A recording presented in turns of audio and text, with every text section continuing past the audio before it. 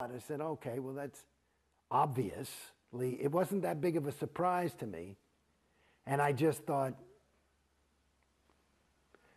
it's like one of those moments, now that I look back and really look at it, there was a moment where I could have woken up there. But you choose not to. And that's part of the reason why Scientology is expensive. You know. Well, if you're paying a lot of money for it, it makes it more valuable. And you give it more. It's like I was just listening to the fucking radio today. There's this guy. He was working at MTV. And they were in New York. This is just on NPR today. This guy. And he was on this art channel on NPR. And he was working at MTV, and they were talking about packaging and marketing and how important it is. And the guy, and he was talking and saying it was important, and that it was, this other guy said, it's not that important. He says, bullshit. And they had a little bit of an argument, and he said, well, let me see, let me show you something. And he went, and he was in New York, and he went and he grabbed little garbage, and he put them in little plastic boxes, and he put a little stamp on them and dated them and signed the, you know, and numbered them, and he's selling them for $50 each as art. Started as $10 as just and it was like a little gift. But now that they're up there $50 and $100 each, the people are actually calling them art. So it's an interesting thing. So again, it's your own, you're driving the car. It's just that you don't realize that the car as a Scientologist, because you're in the trap, it's got a pre-rigged route. It's called the bridge. And so you feel like this is this easy life. I just got to sit here and the car basically drives itself. All I got to do is show up at the church and I'll be happy. And there you are. And you're on the bridge to total freedom. To total freedom. Yeah, they free you from yourself.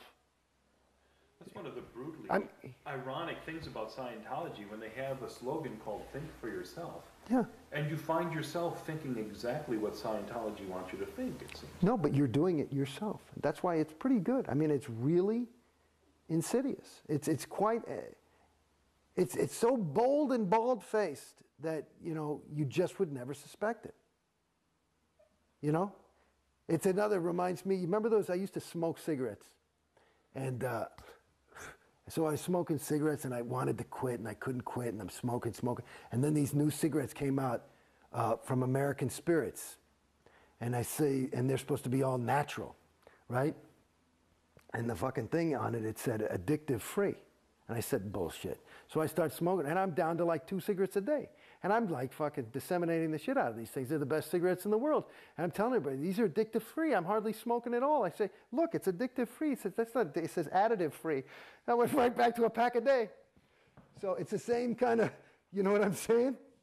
It's you know, you're playing the game by yourself. It's a mental. Well, I don't think it's fair to say by yourself, because it seems like this entire structure of Scientology has been built to funnel you onto the bridge and keep you on the bridge. Yes, yes, and those people that I suspect, again, I'm not an expert, and this is some of the things. This is one of the things that I can't fully confront yet. I can say that, in my opinion, that the lion's share, at least. Well over 99% of your Sea Org people are the truest of the true believers, okay? So they are really there they're trying to help you, and they'll not take no for an answer. It's like, you know, your son wants to touch the stove, and, you know, you're willing to physically stop him, even though he's sure that he wants to see that beautiful blue thing that's dancing there and touch it. Right? And maybe even put his hair in it or something. You know what I mean? You didn't know what fire is. They are willing to give their lives practically to keep you on the bridge, because this is for your own good. So, but they are doing it. That's just one individual, and that individual is doing his job. There's not a lot of them that need to be told to get up in the morning. They're on autopilot too. But the whole group is, it becomes, you know, this living, breathing thing. And the thing that I haven't quite confronted is, I can't quite see what the fuck anybody gets out of it.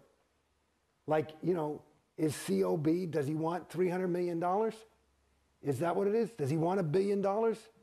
And COB is David Miscavige. I mean, is that it? Is it just his power hard on?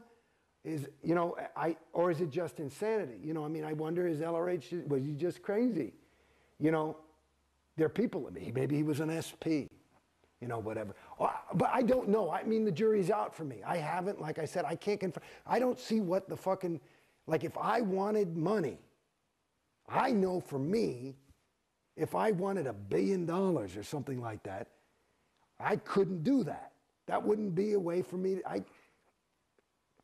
You see what I'm saying? I couldn't do it. I'd probably kill myself. You know what I mean? I just couldn't live with myself like that. I certainly couldn't look my son in the eye. You know what I mean? But that's me. And maybe that's me, PTS. Maybe I'm fucked up. Maybe that's my conscience, whatever the fuck that is. But do you see what I'm saying? I don't know. I haven't quite had that confront of truth or evil, depending on what you want. But I don't know what the fuck anybody wants out of it. Well, Like all this money is a big thing. Where does it go?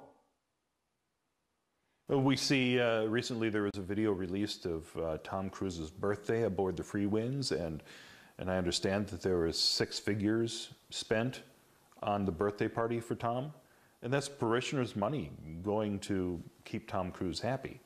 Well, they figure that's worth it. You know, Yeah. According to him, he brings in just him being Tom Cruise. Per their viewpoint, he probably brings in $100,000 a day for this church in terms of interest and positive public relations, and so 6 figures ain't dick. Right. You know, it's certainly. You could throw a party for him every day and it wouldn't really put a dent in their bank account. So I don't know what a party, people like to get mad at COs who take these big things, and Tom Cruise is party, and there was the fucking Free Winds let me tell you, is a flea bag. I mean, it's not a fucking nice boat, I mean, I've been on that thing. I got seasick every time. So. But speaking of Tom Cruise, you were talking earlier about your identity being stripped and being replaced with that of Scientologist, and certainly you can see that in Tom Cruise and in the recent videotape that was released. Yeah, but I would suspect that that's what's happened, and he was off for a while, and he's in gung-ho. I'm sure he went through a big ethics cycle and woke up, because he probably had some trouble with his wife and he found his ruin. I think he's probably, I would just, maybe he has trouble with girls or something like that. That might be his whatever. I don't know. Anyway, he's. But at any rate, he seems like the, ideal of what a Scientologist should be. I mean, dedicated. Well, I was in there. COB called me the poster boy for Scientology. I was as gung-ho as you could get. How did it turn around for you? Why did you start to doubt? Well, it not only didn't work anymore, the more auditing I did, which I was more and more encouraged to do, the worse I got. I was starting to go fucking crazy. And it was fucking me up. How far up the bridge did you go? I'm a Class 5, OT5. I've done all my L's. Done a lot of, what do you call those fucking things?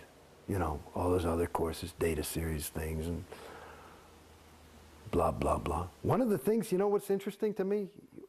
There was a big thing about maybe 2 years ago, or a year and a half ago, that everybody wanted you to listen to your congresses, which is a Congress was this, meeting that LRH had starting in early 60s, and he would get a group of people together and he would give a series of lectures on X.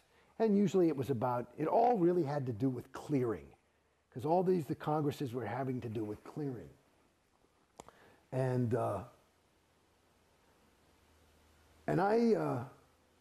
let me give you, remember that I'm talking about the Congresses. I'm going to give you the unabridged version. Is that okay? Sure. You sure? I got time. Okay. When I was in that TR's course,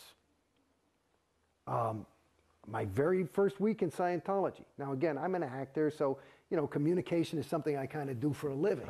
So, and that's a whole course about communication. So I felt like I'm pretty good at this naturally. And one of the exercises is you take they use Alice in Wonderland, which has got full of these wild kind of sentences, and you take it and you read it to yourself and then you deliver it as your own. That's a TR1. TR2 is properly acknowledge somebody. So they say off with your head and you say thank you to make sure they know it and end it, and there's all these other things. Now, here I was doing this TR, it happened to be TR2, and somebody said off with your head, and I said, my God, and they flunked me. And I said, why? And they said, you know, because you're showing, you know, it's supposed to be just thank you, good, whatever. I said, no, read the fucking thing. It says appropriate acknowledgement. If somebody says off with your head, why do you think he chose Alice in Wonderland? And they bring the head technical person in the fucking place, and they're all invalidating the shit out of me, and I'm sticking to my guns. I finally am crying. I said, you guys are fucking wrong. Who the fuck talks like that? Thank you. I got it. Okay. Good. Wow. That would be way too much. Wow. Okay? I totally duplicate that. This is the way you're supposed to talk. I'm really talking to you. But do you see how I'm not? So it's there. I'm doing, this is perfect in terms of their idea. All right, I got it. Okay, so that was good TRs, wasn't excellent. Excellent TRs is more like this. You know, you're really conversational, but I'm not moving, and I'm really looking at you, and I'm ready for everything. And I don't blink, and I'm not really, your eyes stink. Okay? So it's that kind of fucking deal. Some gum wore Sue up. Anyway, that's just a private joke. You know that one, right? Anyway, Mu Gu Gai Pan. These are words that just, you can talk gibberish in Scientology to help you learn your TRs. And one of the things written down is some gum wore Sue up. That's not a sentence. That's like written like Chinese, S-U-M. Anyway, so at any rate, so I'm in there and I'm fucking crying and shit and like blah, blah, blah. So finally I stop and I toe the line and I'm like, thank you, okay, good, you know? And then about 4 years later, in some event, COB, David Miscavige says, hey, there's been this big breakthrough in this golden age of tech. Fucking piece of shit. One of the things is, here's the real thing. People have been doing the improper acknowledgement. You're supposed to have, it says appropriate acknowledgement. And they have LRH on tape saying, you know, somebody said it off with your head and he goes, my God, that's the right way to do it. So here I was, this guy, first day of school, and I had it right. Now, cut two. You're asking me how I got out. So I'm in the fucking thing, and they keep telling me I got to do this action, and I got to do this, and you got to do this sec checking, and all this shit. And I'm like, you fucking people, I wouldn't show up here if I wasn't ready. And they would be sec checking, which is basically asking me for my crimes and charging me thousands. I probably paid 50 grand, excuse me, in sec checks to get this shit together because everything was fucked up. So it must be that I'm fucked up. And I kept saying, these sec checks are killing me. And this is the standard tech now. This is the golden age of tech. And I finally just said, you know something, motherfuckers? I don't care. You could get LRH to fly down here back from fucking Target 2 and tell me that I am fucking doing it wrong. I am not going in session and doing this shit. You guys are fucking killing me. I am here to tell you, you're fucking me up. So I'm out of here until you fucking wake up, okay? And then they come back to my house and they're offering me free auditing. I say, show me where free auditing is standard. You're not giving me standard tech. Now you want to fix it by more unstandard shit? Get the fuck out of here. You ask Griffey Blythe and the whole rest of those motherfuckers at AO if this is a lie. It's the fucking truth. And I'm out. And then they call, and I just went on course because I couldn't take any more of this fucking auditing. It was killing me. So then they come out with this thing, and then, Jason, you have to see this. I wouldn't even go to events, you know?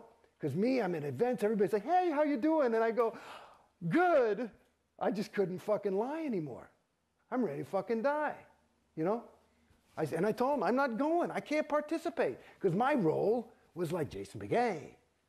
I couldn't be like, yeah, well, I'll tell you the truth, I'm fucked up. I hate OT5, and everything's going fucking shitty, and it's fucking not working, and it's costing me a shitload of money, and I'm more unhappy than I've ever been in my entire fucking life. What would happen if you spoke truthfully? Well, I would tell that, I would talk to RTC and all these things, but it's bad PR. It's none of anybody else's business. You're not supposed to talk about your case. So this is going on, honey, this is going on for, I was in Scientology maybe 10, 11 years. The last 8 years, like that, okay? And I'm paying fucking money. Maybe I paid $1 million fucking. I don't know. I don't even keep track. I just said, what the, okay, here, another fucking thing. This is gonna work, you think so? Yeah, we finally got it. So anyway, on this fucking thing, I'm out of thing, and I'm doing course, and I'm just off auditing lines, you know? And then, you gotta see this thing, Jason, he's gonna fucking key you out. And I go in, and they show me this fucking, and I'm looking at all these people who are on OT7, and they're going nuts with the sec checks too. And I'm like, this is fucking crazy. These people, like, you know, they're supposed to be home auditing, and then they have to go to flag every 6 months, and they're there for like 6 fucking weeks. How are you supposed to, what are you, crazy? And they're coming home like, I had a really good 6 months check. I mean, these fucking, I said, I mean, it's just as clear as day. I tell you, this is not fucking standard. Scientology's not supposed to make you worse. I was experiencing it and watching it. So now they come out, and this is 2, 3 years. And this little mistake probably made the church about $500 million. And then about $500 million later, COB gives a fucking briefing on the free winds, and this is what they show me. It's arbitrary, it's canceled. It's an arbitrary, is what they say. So in other words, all this SEP checking was an arbitrary. And through his research and looking into things and rechecking all the LRH's notes, they realized they made a mistake. And so now I don't have to do the SEC check. Aren't you happy, Jason? And all these people, like on 7, like a bunch of fucking idiots, were like, arbitraries are canceled. I can just go on, and it's going to save me about 50 grand a year and all this shit. And it's like, wow. And me, I'm like, you think that's supposed to make me fucking happy? I feel like you should have a fucking apology. I said, if I were COB and I made that mistake, I wouldn't go, arbitrary is canceled. I say, I made a fucking mistake. I am sorry. And I'd make up the fucking damage. I'd pay. My fucking mistake made me $500 fucking million, and you don't fucking even say you're sorry? You say, guess what? And this is what the fucking thing does. It just plays the same game over and over again. And this, when I'm going now to the Congresses, toward the end of this 8 years, they say, and I'm like off auditing. You know, I finished, OT5 finally, and I just said, I don't want any more of this shit. Nobody even said take OT7. Because apparently I'm in the middle of 4 different fucking actions, and nobody knows what to do, you know? So I'm fucking in the middle of L10, you know, I mean, I could tell you about L10 is a story in itself. L10 is a story. So just know that they use my fucking wins on the L's. And the L's are what fucked me up in Scientology.